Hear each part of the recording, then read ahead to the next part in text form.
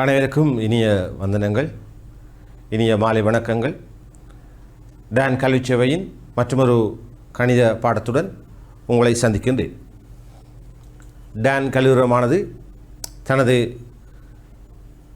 கல்விச்சேவை நிகழ்ச்சிகளை இந்த இக்கட்டான சூழ்நிலையிலே மாணவர்களுக்கு இடையராது வழங்கி கொண்டிருக்கின்றது. அந்த நிகழ்ச்சியிலே பங்கெடுத்தவனாக நானும் இந்த நிகழ்ச்சிக்கு இன்றும் ஒரு மாதிரி வினாத்தாள் ஒன்றுடன் உங்களை சந்திக்கின்றேன். கடந்த நிகழ்ச்சியிலே நாங்கள் இன்னும் ஒரு மாதிரி வினாத்தாள் ஒன்றை அவதானித்திருந்தோம். நாங்கள் 2ஆம் தவணை அலகுகள் அனைத்தும் பூர்த்தியாகிவிட்டன. இந்த 2ஆம் தவணையில் இருக்கின்ற அலகுகளுக்குள்ளே வரக்கூடிய வினாக்கள் பற்றியும் இவ்வினாக்களுக்கு எவ்வாறு விடை எழுதுவது என்ற விடயங்கள் பற்றி நாங்கள் இன்று கலந்துரையாட இருக்கின்றோம். நீங்களும் இது போன்ற வினாக்களை இன்னும் மேலதிகமான வினாக்களை செய்து இவற்றிலிருந்து தெளிவு பெற்றுக்கொள்ள முடியும். பாருங்கள், சதவீதம் சம்பந்தப்பட்ட ஒரு கேள்வி இங்கு இருக்கின்றது. இந்த வினாக்களுக்கு நாங்கள் எவ்வாறு விடை எழுதுவது என்பது பற்றி அவதானம் செலுத்துவோம். 5/2 சதவீதமாக தருக. இங்கு நாங்கள் சதவீதம் பற்றி நாங்கள் அறிந்து கொள்ள வேண்டும். சதவீதம் என்பது பகுதிய 100 ஆக உள்ள ஒரு பின்னத்தை நாங்கள் சதவீதம் என கருதுவோம். ஆகவே சதவீதம் நமக்கு தேவையாக இருக்குமா இருந்தால் பகுதிய 100 மாற வேண்டும். பகுதிய 100 மாற்றமடையும் போது தொகுதி எண்ணானது சதவீதத்தை தரும். இதுதான் சதவீதம் பற்றிய கன்செப்ட்.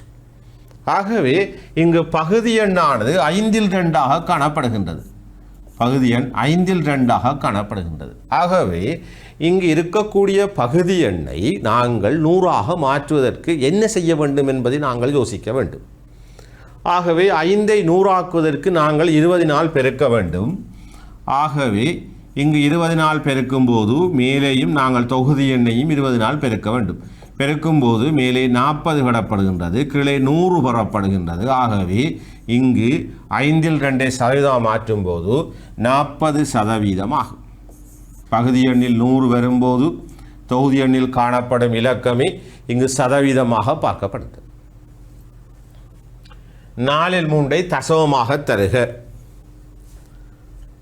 அப்போது 4/3 எனும் பின்னத்தை நாங்கள் எவ்வாறு தசமமாக எழுதுவது என்று நாங்கள் அவதானம் செலுத்துவோம். 4/3 என்பது ஒரு பின்னம். இதுவும் நாங்கள் பகுதி எண்ணை 10 மடங்குகள் அல்லது 10 வலுக்களாக்கும் போது இலகுவாக நாங்கள் தசமமாக எழுத முடியும். ஆகவே 4/3 நாங்கள் 10 வலுவுடைய ஒரு பெருமானமாக பகுதி எண்ணை கொண்டு வருவதற்காக மேலும் கீழும் 25 பெருக்குவோம்.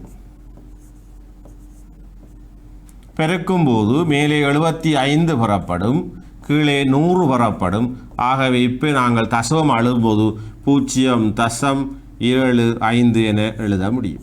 0.24 எளிய பின்னம். இப்போது நாங்கள் தசமத்தை பின்னமாக எழுத வேண்டும். அதன் பின்னர் இவற்றை எளிய வடிவுக்கு கொண்டு வருவது பற்றி நாங்கள் சிந்திக்க வேண்டும். ஆகவே இங்கு 0.25 என்ற ஒரு பின்னத்தை தசமத்தை நாங்கள் பின்னமாக மாற்றுவதற்கு 24 கீழ் 100 என்று எழுத முடியும். தசத்திற்கு வலப்பக்கம் 2 எண்கள் காணப்படும் போது பகுதி எண்ணிலே நீங்கள் 100 இட வேண்டும். தசத்துக்கு வலப்பக்கம் 1 எண் காணப்படுமாக இருந்தால் நீங்கள் 10 இட முடியும். இப்போது 100ல் 24 என்பது ஒரு பின்னம். இதனை நீங்கள் எளிய வடிவில் எழுதுவதற்காக இவற்றை நாங்கள் சுருக்குவோம். மேலும் கீழும் ஒரே எண்ணாலை சுருக்க வேண்டும் எளிய வடிவு கொண்டு வருவதற்கு. ஆகவே நான் 4 சுருக்குவதற்கு யோசிக்கின்றேன். இப்போது மேலே 6 பெறப்படும், கீழே 25 பெறப்படும். ஆகவே 0.24 என்பதை எளிய பின்னமாக எழுதும்போது 25ல் 6 பெறப்படும். மற்றொரு பெருக்கல் வினாவுக்கு விடை எழுதுவோம்.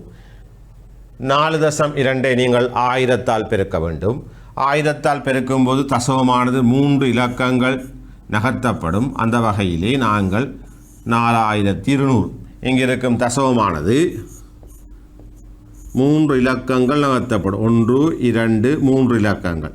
ஆகவே இந்த இடங்களுக்கு நீங்கள் 0 இட முடியும். ஒரு செவ்வக காணியின் பரப்பளவு 25.5 மீட்டர் வர்க்கமாகும். அதன் நீளம் 0.5 மீட்டர் ஆயின் அதன் அகலத்தை காண். ஆகவே இங்கு செவ்வக காணி ஒன்று இருக்கின்றது. இந்த செவ்வக காணியின் பரப்பளவு தரப்பட்டிருக்கின்றது 25.5 என தரப்பட்டுள்ளது.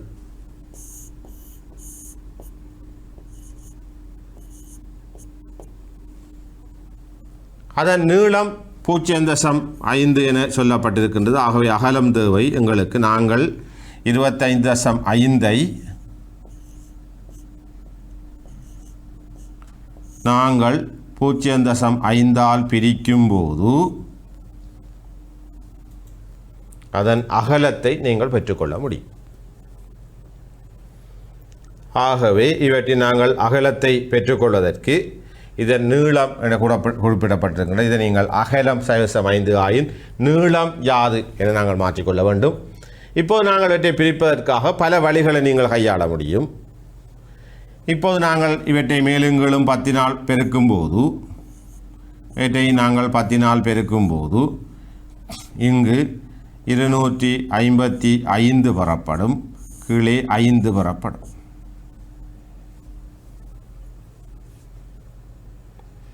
இப்போது நாங்கள் 255 5 வகுக்கும்போது 51 மீட்டர் ஆகும்.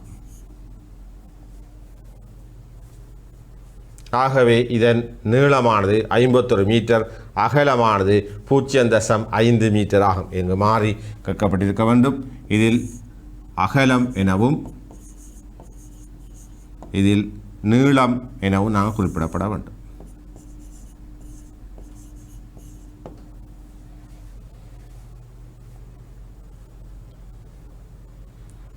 ஆகவே நாங்கள் செவ்வகத்தின் பரப்பிலிருந்து ஒரு நீளம் தரப்படும் போது அல்ல அகலம் தரப்படும் போது பரப்பளவை நீளத்தால் பிரிக்கும் போது அகலம் விடையாக பெறப்படும், அகலத்தால் பிரிக்கும் போது நீளம் விடையாக பெறப்படும். நாங்கள் அடுத்த வினாவுக்கு செல்வோம். இங்கு நீங்கள் பார்த்தீர்களாக இருந்தால் ஒரு விகிதம் பற்றிய வினா இங்கு தரப்பட்டுள்ளது. ஒரு தொகை பொருட்கள் PQR என்பவர்களுக்கு 425 என்னும் வீதத்திலே பகிர்ந்தளிக்கப்பட்டது. அப்போது Qவிலும் பார்க்க R ஆனது 1080 கிலோகிராம் அதிகமாகும். பாருங்கள், PQR என்பன 4, 2, 5 எனும் வீதத்தில் ஒதுக்கப்பட்டிருக்கின்றது. Qவிலும் பார்க்க R Qவை நீங்கள் பார்க்க R நீங்கள் பார்க்கும்போது 3 பங்கு அதிகமாக இருக்கின்றது. இங்கு 3 பங்கானது 1080 கிலோகிராமாக காணப்படுகின்றது. ஆகவே நாங்கள் ஒரு பங்கை கண்டுபிடிக்க முடியும். ஒரு பங்கு நீங்கள் 1080 3ஆல் வகுக்கும்போது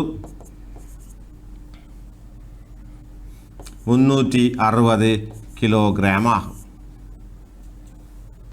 ஆகவே மொத்த நிறை மொத்தமாக இங்கு 11 பங்கு காணப்படுகிறது. ஆகவே 11 தர 360 நீங்கள் பெருக்கினால் 3960 கிலோகிராம் என்பதாகும். அப்போ இங்க பாருங்கள், Qக்கும் Rக்கும் இடையே உள்ள விகிதத்தில் வித்தியாசம் 3 பங்கு. வித்தியாசமானது 1080 கிலோகிராம் நிறைக்கு சமனானது. ஆகவே நாங்கள் ஒரு பங்கு வித்தியாசத்தை அறிய முடியும், 360 கிலோகிராம். ஆகவே இங்கு காணப்படும் 11 பங்கை நாங்கள் பெருக்கும் போது 3960 கிலோகிராம் காணப்படும். AB சமன் 5, BC 2, 3 ஆயின் ABCயை காண்க. இங்கு பாருங்கள், இந்த பொது விகிதம் ஒன்றை நாங்கள் அறிவதற்காக விகிதம் ஒன்றை நாங்கள் இந்த ஒழுங்கிலே எழுதிக்கொள்வோம். 4, 5ற்கு BC 2, 3ற்கு இங்கு சிக்ஸாக் முறையை பயன்படுத்த மூலம் 4, 2, 8, I2 10, I3 15. ஆகவே 8, 10க்கு 15 என்பதாகும். இவற்றை நீங்கள் விளங்காவிட்டால் ஒரு முறை அவதானியுங்கள்.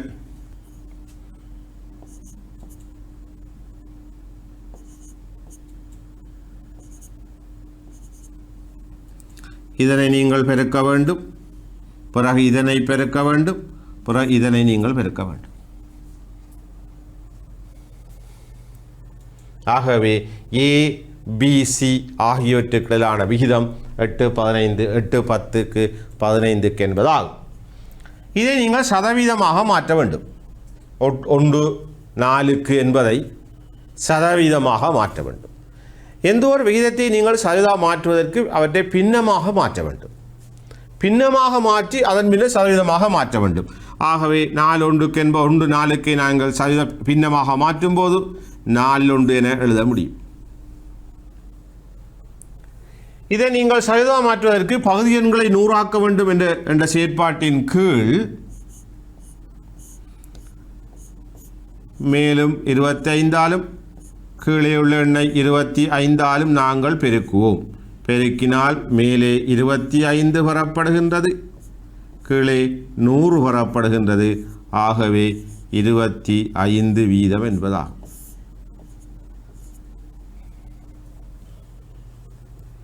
ஆகவே அவதானியுங்கள், ஒரு விகிதத்தை சதவீதம் மாற்றும் போது விகிதத்தை நீங்கள் பின்னமாக எழுத வேண்டும். விகிதத்திலே இங்கு இருக்கக்கூடிய 2வது இலக்கம் பகுதி எண்ணாகவும் 1வது இலக்கம் தொகுதி எண்ணாகவும் எழுத வேண்டும்.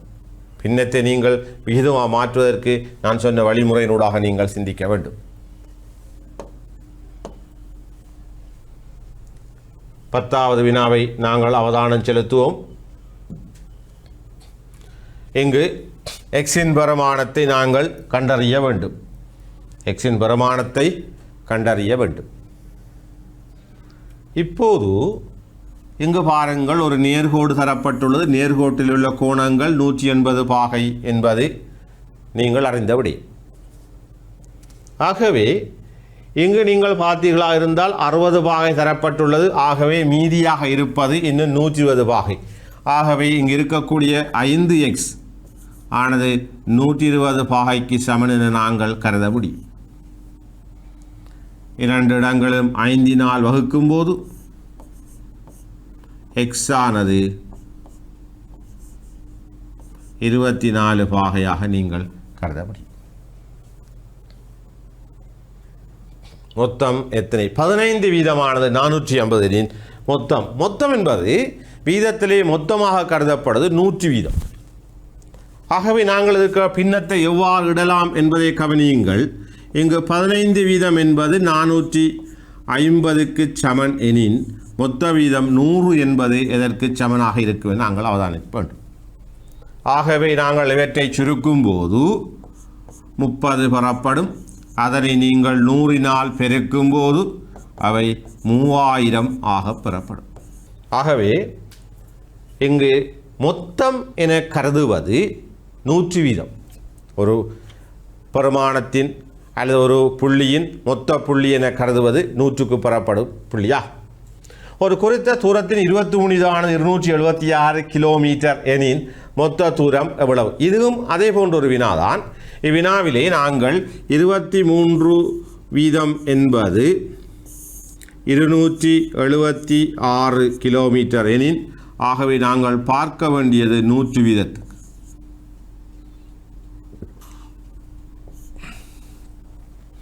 பன்னிரண்டு இதை நீங்கள் 100னால் பெருக்கும் போது 1200 கிலோமீட்டர் என்பதா. ஆகவே மொத்த தூரத்தின் 23 வீதம் என்பது 276 கிலோமீட்டருக்கு சமனாக காணப்படுகின்றது. இங்கு பாருங்கள், வர்க்கமூலம் காண்பது பற்றிய ஒரு செயற்பாட்டில் நாங்கள் ஈடுபடுவோம். இவ்வெண்களின் வர்க்கமூலத்தை 625 வர்க்கமூலத்தை நாங்கள் கண்டறிவதற்காக முதலில் இவற்றை முதன்மை காரணிகளின் பெருக்கமாக நாங்கள் எழுதிக்கொள்ள வேண்டும். ஆகவே 625 முதன்மை காரணிகளின் பெருக்கமாக எழுதுவோம். 5னால் வகுப்போம். 125. மீண்டும் 5னால் வகுக்கும் போது 25. மீண்டும் 5னால் வகுக்கும் போது 5. மீண்டும் 5னால் வகுக்கும் போது 1 பெறப்படும். ஆகவே நாங்கள் இதனை எழுதிக்கொள்வோம். 5 தர 5 தர 5 தர 5. இங்கு 2 சோடிகள் காணப்படுகின்றன. ஆகவே நாங்கள் இவற்றை எழுத முடியும் 5 வர்க்கம் தர 5 வர்க்கம் என்று. ஆகவே இதன் விடை 5 தர 5 25 என்பதாகும். ஆகவே இதிலிருந்து நீங்கள் 5 வர்க்கமூலம் 5 வர்க்கத்தின் பெருமானம் 5 ஆகவும் 5 வர்க்கத்தின் வர்க்கமூலம் 5 ஆகவும் காணப்படும். ஆகவே இதன் விடை 25 என்பதாகும். மற்றொரு வினா காரணிப்படுத்தல் எனும் வினா அமைந்துள்ளது. காரணிப்படுத்தல் என்பது தரப்படும் கோவையில் உள்ள பொது காரணிகளுள் பெரியதை அடைப்புக்கு வெளியிலிட்டு ஏனையவற்றை நாங்கள் அடைப்புக்கு உள்ளே இட்டு எழுதுவதாகும். ஆகவே இங்கு 10, 25, 5 என்பவற்றிலே பொதுவாக காணப்படக்கூடிய காரணி 5. ஆங்கில எழுத்துக்களிலே 3 இடம் காணப்படுகின்ற ஆங்கில எழுத்துக்கள் XY. ஆகவே நாங்கள் அவற்றை அடைப்புக்கு வெளியே இட வேண்டும். ஆகவே நாங்கள் 10இல் 2 முறை காணப்படுகின்றது. XY காரணி வெளியே வந்துவிட்டது. ஆகவே இங்கு A மிச்சமாக காணப்படும். 25இலே 5 முறை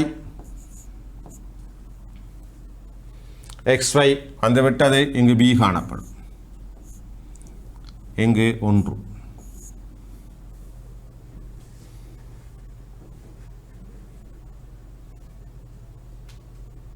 AMN A வர்க்கம் N வர்க்கம் M வர்க்கம் 3MNA. ஆகவே இவற்றை நீங்கள் அவதானியுங்கள். இவற்றில் நீங்கள் பொதுவாக காரணிப்படுத்தக்கூடிய போக்காப்பு என்று சொல்லப்படுகின்ற பொது காரணிகளில் பெரியதை அடைப்புக்கு வெளியில் எழுத வேண்டும். ஆகவே எவ்வாறு நாங்கள் நோக்கும்போது AMN என நாங்கள் எழுத முடியும். ஆகவே இங்கு AMN முன் 1 காணப்படுகின்றது. ஆகவே 1 மீதியாக காணப்படுகின்றது. இங்கு ANM இங்கு சக 3 காணப்படுகின்றது. நீங்கள் இவற்றை மீண்டும் அடைப்பு நீக்கும் போது இந்த விடை பெறப்பட்டால் நீங்கள் காரணிப்படுத்தியது சரியென நாங்கள் புரிந்து கொள்ள முடியும். ரைட். மற்றொரு பெருக்கல் உதாரணத்தை அவதானியுங்கள். 232 என்பதை 156ஆல் பெருக்கும் போது 36,192 எனின் பின்வருவற்றின் பெருமானங்களை காணுமாறு கேட்கப்பட்டுள்ளது. இங்கு தசம புள்ளிகளை இடம் தள்ளி வைப்பது மட்டுமே இங்குள்ள வேலையாகும். இங்கு பார்த்தீர்களாக இருந்தால் பெருக்கப்படும் இலக்கங்களிலும் விடையிலும் உள்ள தசமங்களின் எண்ணிக்கை சமனாக இருக்க வேண்டும். இங்கு பார்த்தீர்களாக இருந்தால் இங்கு விடை 36,192 என்பதில் மாற்று கருத்துக்கிடமில்லை. இப்போது தசம புள்ளி நாங்கள் இட்டுக்கொள்ள வேண்டும். இங்கு கணக்கிலே இது பெருக்குறு, இது பெருக்கி, இது பெருக்கம் என்று சொல்வார்கள். இந்த பெருக்குருவிலே நீங்கள் பார்த்தீர்களாக இருந்தால் 2 தசமதானங்கள் காணப்படுகின்றன. தசத்துக்கங்கள் 1 இலக்கம் காணப்படுகின்றது. மொத்தமாக நீங்கள் 3 இலக்கங்கள் தள்ளி குத்திட வேண்டும் வலது பக்கத்தொங்கலிருந்து. ஆகவே நாங்கள் அவ்வாறு பார்ப்போம் இருந்தால் இது காணப்படுகிறது 36.192 ஆகும். மற்றொரு எண்ணை அவதானியுங்கள். இவற்றை நீங்கள் பெருக்கும் போதும் அதே விடைதான் பெறப்படுகின்றது 36,192 என்பதாகும். இவ்வாறான பெருக்களை செய்யும் போது தசமெண்ணை கருதாது முழு எண்களை மட்டும் கருதி முதலில் பெருக்கிக் கொள்ள வேண்டும். அவ்வாறு பெருக்கப்பட்டு கிடைக்கப்பட்ட எண் தான் 36,192 என்பதாகும். அதன் பின்னர் இங்கு உள்ள தசமங்களின் எண்ணிக்கை, கணக்கில் உள்ள தசமங்களின் எண்ணிக்கையும் விடையிலுள்ள தசமங்களின் எண்ணிக்கையும் சமனாக இருக்குமாறு நாங்கள் கூற்றிட வேண்டும். அப்போது பார்க்கும்போது இங்கு 3 தசமதானங்கள் தள்ளப்பட்டுள்ளது. இங்கு 3 தசமானம் தள்ளும்போது 36.192 என்ற விடை பெறப்படும். இங்கு 0.48 சதவீதமாக தருக. சதவீதமாக தருவதற்காக நாங்கள் முதலில் இவற்றை பின்னமாக எழுத வேண்டும். 100இல் 48 பகுதி எண் 100 ஆக இருக்குமாக இருந்தால் தொகுதி எண்ணானது சதவீத பெருமானத்துக்கு சமனாக காணப்படும். ஆகவே பகுதியை 100ஆக காணப்படுகின்றது. ஆகவே இங்கு 48% காணப்படுகின்றது.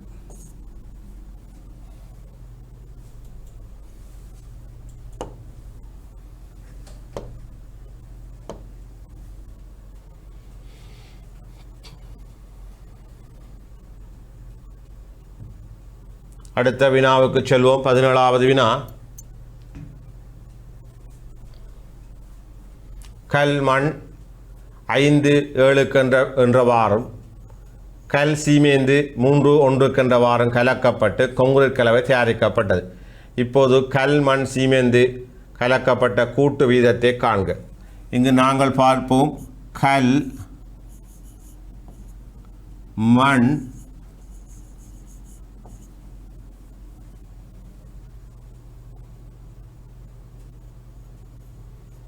சீமேந்து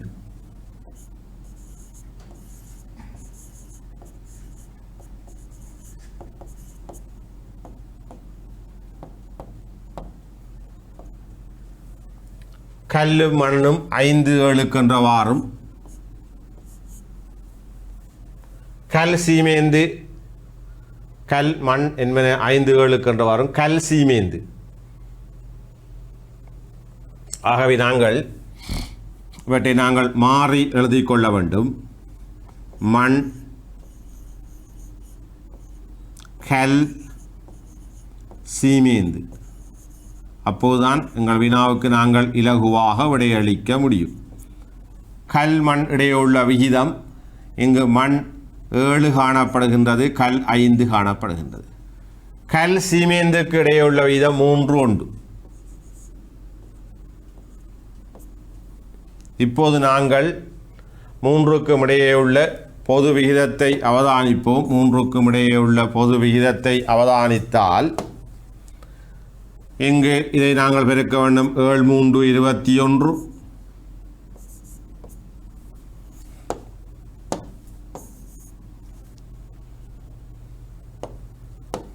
21 மண், 3 15 கல், 5 5 சிமெண்ட். இவ்வாறு நீங்கள் 3க்கும் பொதுவான விகிதத்தை அறிய முடியும். இங்கு மண் கல் சீமெந்தில் எழுதப்பட்டுள்ளது. ஆகவே இங்கு கல் மண் தரப்பட்டுள்ளது. ஆகவே நாங்கள் இவற்றை மாறியிட வேண்டும். கல் சீமெந்து 3 கொண்டு தரப்பட்டுள்ளது. ஆகவே இதனை நாங்கள் 21 35 15 5 5. ஆகவே 3க்கும் இடையே உள்ள விகிதத்தை நீங்கள் பார்த்தீர்கள். இந்த கொங்கிரீட் கலவையுள்ள கல் மண் சீமெந்துக்கு இடையே உள்ள விகிதம் 15 21க்கு 5க்கு என்பதாகும். மற்றொரு வினா, பெருமானம் காண்க. இப்பெருமானம் காணும் என்ற வினாவை நாங்கள் அவதானம் செலுத்துவோம். இங்கு பார்த்தீர்களாக இருந்தால் திசை கொண்டன்கள் பற்றிய விடயங்களை நீங்கள் அவதானம் செலுத்த வேண்டும். முதலில் நாங்கள் மேலுள்ள எண்களை பெருக்குவோம். 32 நாங்கள் வேறு 5ஆல் பெருக்கும் போது நாங்கள் முதல் சுருக்கி கொள்ளலாம் இலகுவாக. சுருக்கும் போது இங்கு நீங்கள் பார்த்தீர்களாக இருந்தால் 8இல் 1 முறை காணப்படுகின்றது, இங்கு 2 முறை காணப்படுகின்றது. 5 5 சுருக்கப்பட்டு. அப்போ மேலே இருக்கும் எண்கள் மறை 1 தர மறை 4 தர நேர் 1 கீழே மறை 2 தர மறை 1 காணப்படுகின்றது. இங்கு மறை 1 காணப்படுகிறது. ஆகவே நாங்கள் இவற்றை பெருக்கும்போது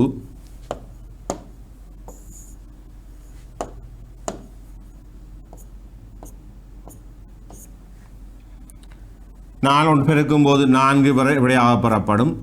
இங்கு மறையும் காணப்படுகிற நேர். ஆகவே நேர் 4 பெறப்படும்.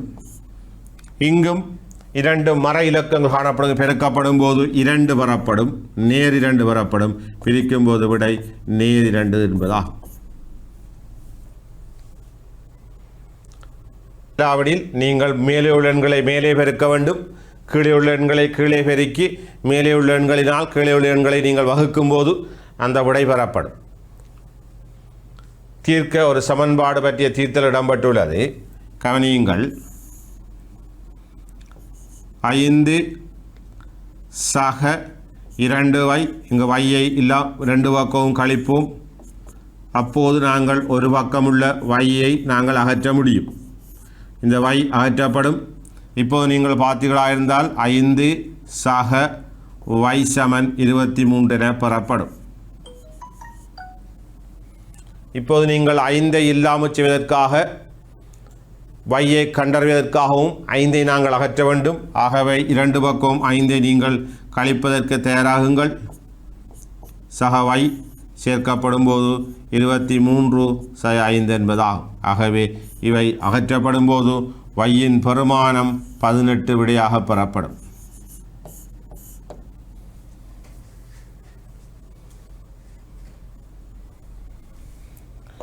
அடுத்த வினாவுக்கு செல்வோம்.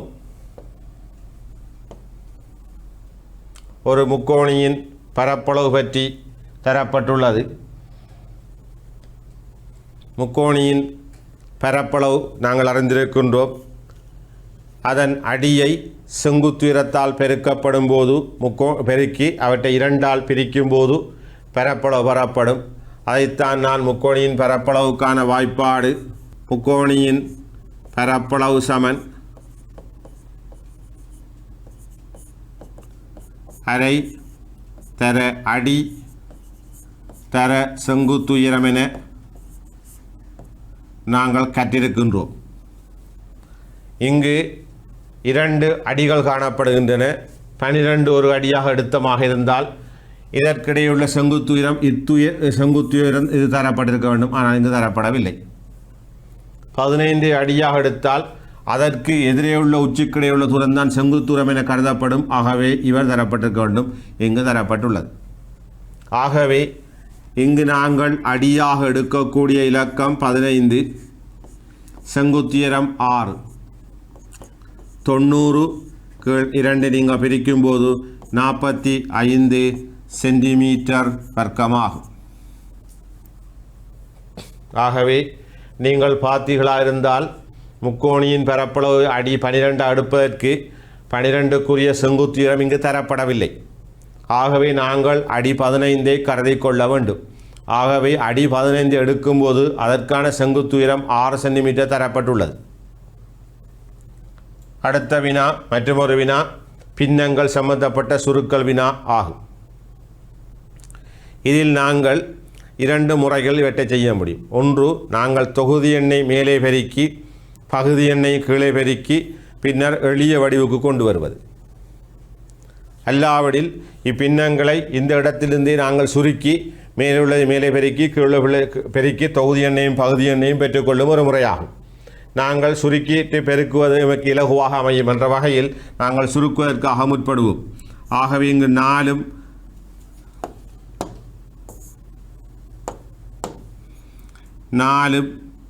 8 சுருக்க முடியும். இங்கே 2 முறை பெறப்படுகின்றது.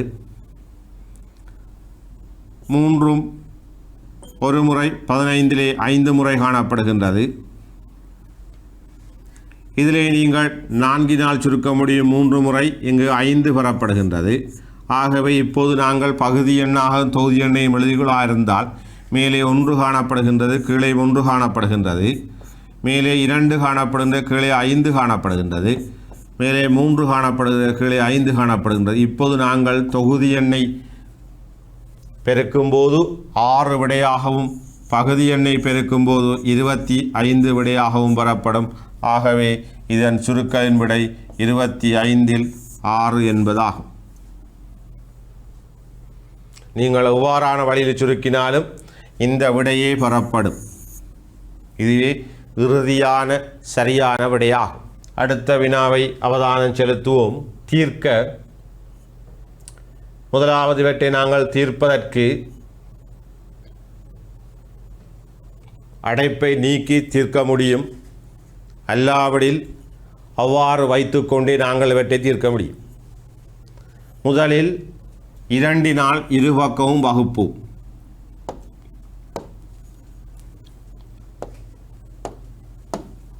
2 இரு பக்கமும் நாங்கள் வகுக்கும்போது y சக 1 சமன் 6 என பெறப்படும். இப்போது நாங்கள் 1ஐ அகற்ற வேண்டும். அதற்காக சமன்பாட்டின் இரு பக்கங்களிலும் ஓரொன்றை நாங்கள் கழிக்க வேண்டும். இரு பக்கங்களின் சமன்பாட்டின் இரு பக்கங்களிலும் ஒன்றை கழிக்க வேண்டும். ஆகவே பை சமன் 5 என்பதாகும்.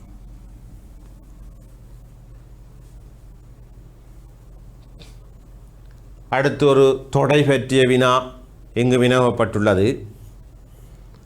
தொடையிலே 3 வகையாக தொடைகளை குறிக்க முடியும்.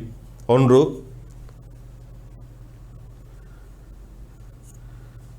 இவ்வாறு விவரித்து காட்டும் முறை.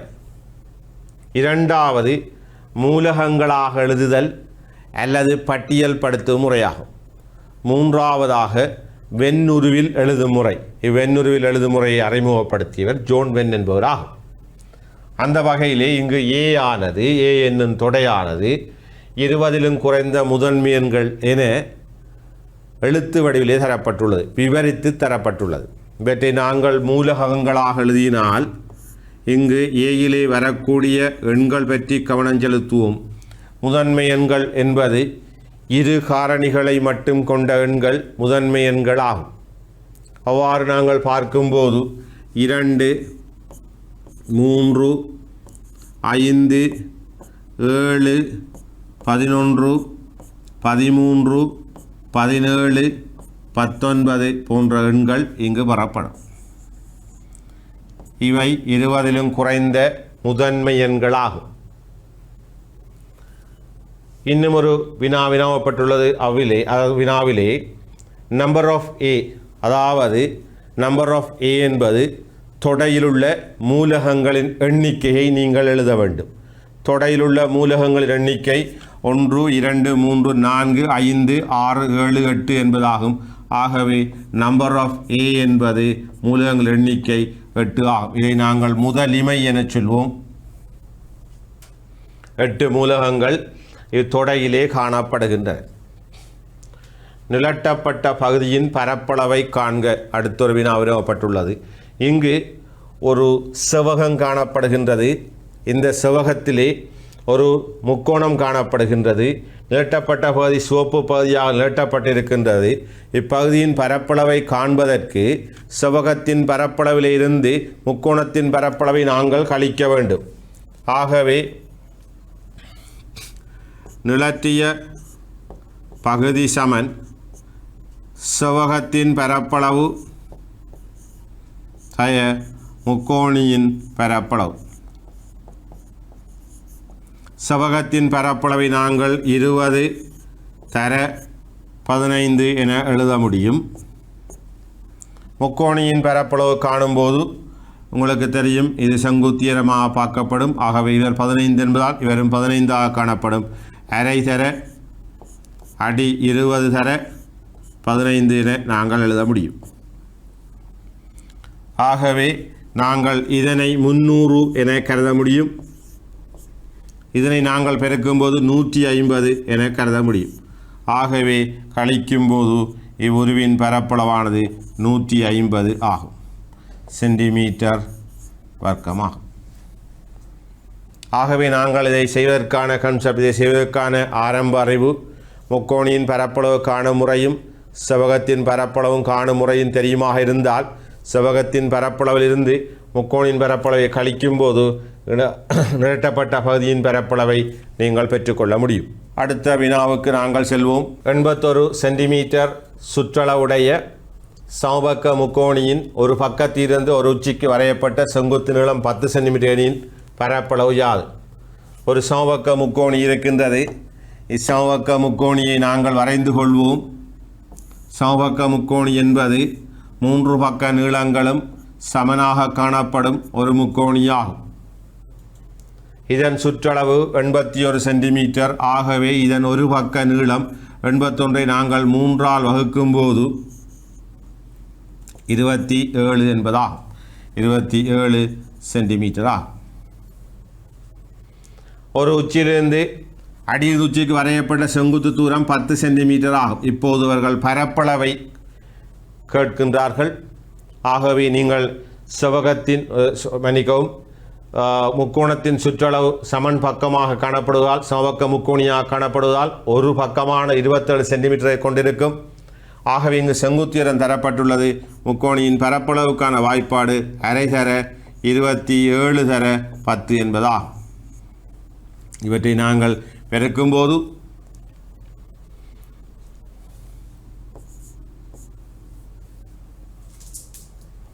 135 சென்டிமீட்டர் வர்க்கமாகும். கனவுருவின் மொத்த மேற்பரப்பளவு யாது? இக்கனவுருவின் மொத்த மேற்பரப்பளவு காணுவது ஒரு இலகுவான முறையை பாருங்கள். இதனால் பெருக்க வேண்டும். 12 தர 20 சக. இதனால் பெருக்க வேண்டும். 20 தர 10. இதனால் பெருக்க வேண்டும். சக 10 தர 12 ஆகும். வரும் விடையை நீங்கள் 2ஆல் பெருக்கும்போது மேற்பரப்பளவு கிடைக்கப்படும். ஆகவே நாங்கள் இதன் சுருக்கலை மேற்கொள்வோம். 240 200 120 அனைத்தையும் கூட்டும்போது 360 200 560 ஆகும். இதனை நீங்கள் 2ஆல் பெருக்கும்போது இதற்கான மேற்பரப்பளவு கிடைக்கும். 2ஆல் பெருக்கும்போது 1120 சென்டிமீட்டர் வர்க்கமாகும். 1120 சென்டிமீட்டர் வர்க்கமாகும்.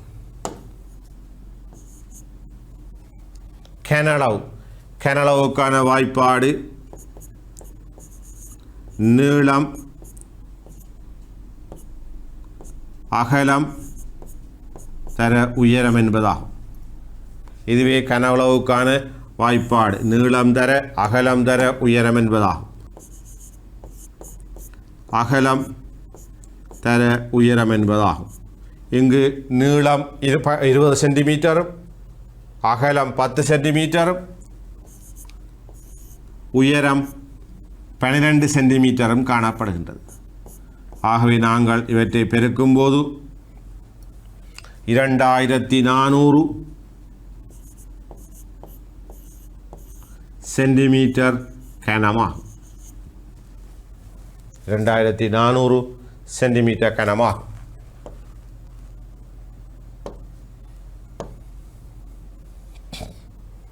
இங்கு ஒரு முக்கோணி தரப்பட்டுள்ளது. இந்த முக்கோணியின் XY என 2 ஆங்கில எழுத்துக்கள் தரப்பட்டுள்ளன. இந்த XY நீளங்களை காண்பது எமது நோக்கமாகும். இங்கு பார்த்தீர்களாக இருந்தால் இது ஒரு நேர்கோடு. ஆகவே நேர்கோட்டில் அமைந்துள்ள கோணங்கள் 180 பாகை வர வேண்டும். ஆகவே Yயை காண்பதற்கு நாங்கள் 180 135 கழிப்போமாக இருந்தால் 45 பாகை பெறப்படும். ஆகவே இங்கு Y ஆனது 45 பாகையாகும்.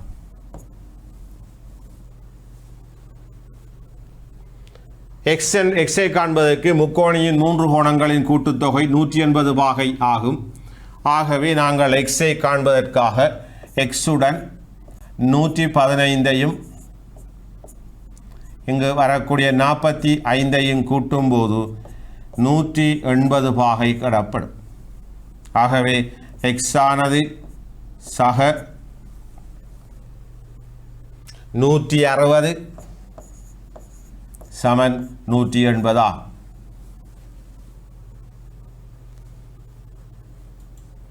ஆகவே Xின் விடையானது 180 160ஐ கழிக்கும் போது X ஆனது 20 பாகை ஆகும். ஆகவே இங்கு X ஆனது 20 பாகை, Y ஆனது 45 பாகை என்பதாகும். ஒரு பட்டியின் திணிவு 1.02 கிலோகிராம். இவ்வாறான 15 பெட்டிகளின் திணிவுகள் பற்றி இங்கு வினாவப்பட்டுள்ளது. ஆகவே நாங்கள் இவற்றை செய்வதற்காக 1.02ஐ நாங்கள் இவ்வாறு பெருக்க முடியும். அல்லது நாங்கள் இவற்றை நாங்கள் கிராமாக மாற்றி 1020 கிராம், இதனை நீங்கள் 15ஆல் பெருக்கும்போது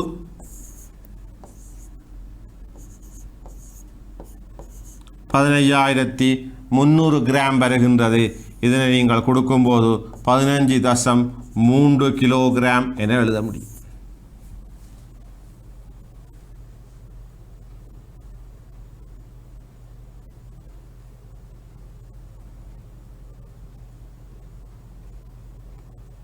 ஆகவே